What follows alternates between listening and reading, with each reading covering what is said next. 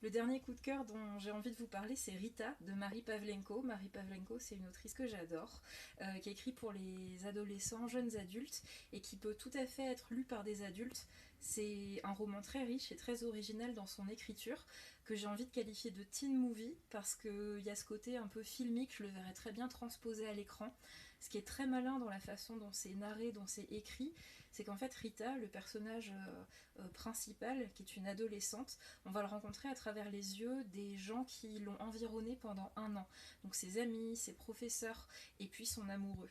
Euh, Ça va avoir toutes les qualités d'une bonne comédie lycéenne, c'est-à-dire les relations entre les adolescents, les gags, l'humour parfois un peu cru ou graveleux que peuvent avoir les ados, mais aussi la naïveté touchante de cet âge de découverte des premiers amours, du corps, etc. Et puis vraiment la valeur ajoutée, la grande originalité de ce roman, c'est sa dimension sociale aussi. C'est très important pour comprendre l'enjeu autour de Rita. C'est un roman qui va parler en fait des inégalités sociales, du dénouement, de la pauvreté qui peut toucher certaines familles et de comment aussi on choisit parfois de ne pas voir ce qui se joue dans les vies de nos proches. Parce que là, c'est ce qui s'est passé en fait dès le début du roman. On sait qu'il y a eu un drame, qu'un drame s'est produit.